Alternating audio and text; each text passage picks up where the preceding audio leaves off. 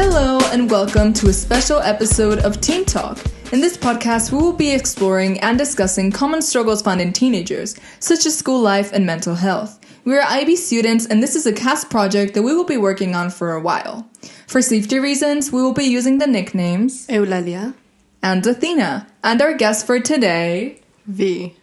So the topic of today will be migration from one side of the world to the other. So we will be exploring changes in cultures, changes in school, and what you have gained from moving, and then finally tips for teens moving around the world. So what is your experience in the change of culture? And give us some background information, please. Well, I came from Asia and I went across the world to now in Europe. So everything has changed, from the language to the people to the culture and even the seasons.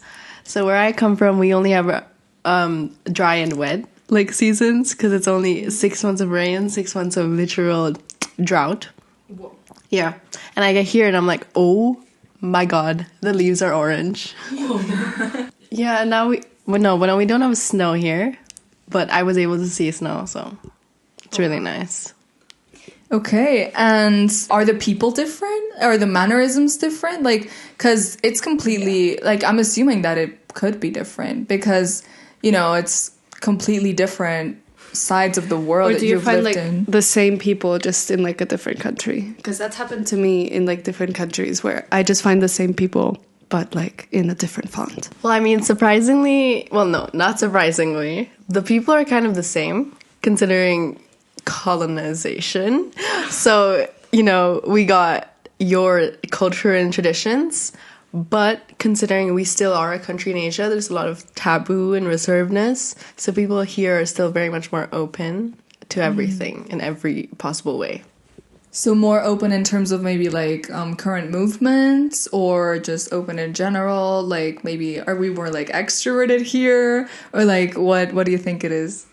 I think it's all very open, I guess, very liberal, open-minded, but also very open. And I got here on my first day and people started hugging me and I was like, oh my God, I'm being suffocated. What's happening? Because you would never touch a person back home, unless you were family. You're not gonna hug me, you know what I mean? So yeah. So it's in terms of the gestures and mannerisms, there's a huge change. And how was it adapting to that? Because was it hard for you? Was it easy? Was it what you expected? I never moved before, so I didn't really have something to expect. But it was really fun, and I guess because I'm so young, it's easy for me to adapt. But considering I am introverted, it took a lot of energy to be able to get used to always being around people who are always on an on switch. Yeah. So it took some getting used to, but it's life. Yeah, it's we don't have social batteries here. We just do. Yeah. For real. And what about the schools? Because are the teaching styles different? Are the people, the students, different? Because maybe there's changes in terms of how teachers teach, or maybe the organization, the different lessons, the periods. I think that the way they teach here, the educational system of, I guess, private schools, because I don't know public schools, is it's very, even though the students don't recognize it, it's very chill. Because in my old school, they made us sit a certain way in class. So here I can put my legs on the chairs and they're just gonna let me be, which is really nice because you're comfortable in your own learning space.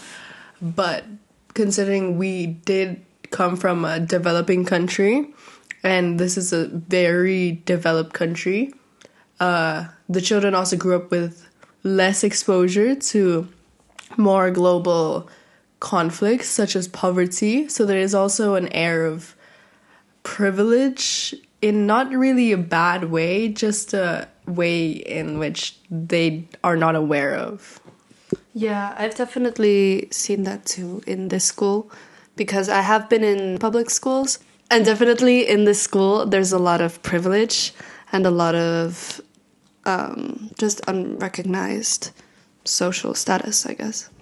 Yeah, and I mean, as someone who has always studied in this same school, always lived in the same kind of areas, I do believe that I live in like a bubble, that I'm not aware. Like, obviously, the school we go to is international, so we always discuss, relevant topics about different countries and stuff.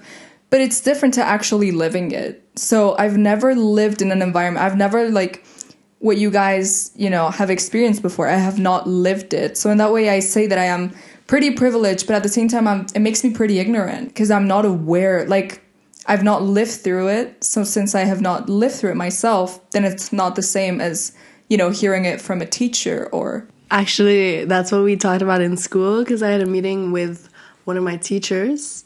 And basically, we were just talking about how most students in the school, they live in a bubble. Because they're so coddled, not only by society, their parents, but also school. Because I had to prepare slideshows for assemblies, and it was about homelessness. But because it was for the students, it had to be covered in rainbows. It had to be covered in, like, colors. But that's not what poverty is. That's not what homelessness is like. So I was talking to him, and I was saying, we need to show the harsh reality, or else it's never going to truly sink in. It's just going to be seen as a charity case, which is something that you sympathize for, but you don't genuinely connect with it. You don't feel any accountability. And I think that's a big problem nowadays that we have to look out for. Yeah, and I mean, the living it and, having these experiences, obviously, like, it gives you, like, a wider view, and it makes you more open-minded, and that's why... maybe like some people at the school like act in a certain way, or because they're not open-minded enough, because they haven't gone through enough experiences, enough situations of maybe danger, of like you said before, maybe poverty or any kind of situations like that. Now, moving on, what has moving from like the eastern side of the world to the west, what have you gained from that? Like, how do you think that has like changed you as a person?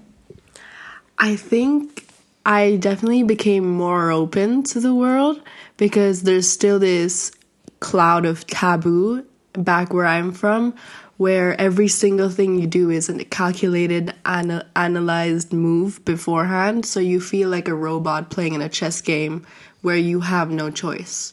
Here, it's kind of like an empty beach, and you can do whatever you want. Yeah.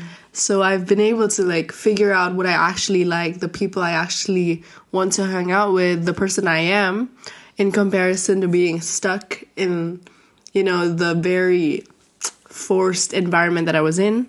But now that I'm able to go back there and be this person that I discovered I was, it's a whole different experience. Interesting.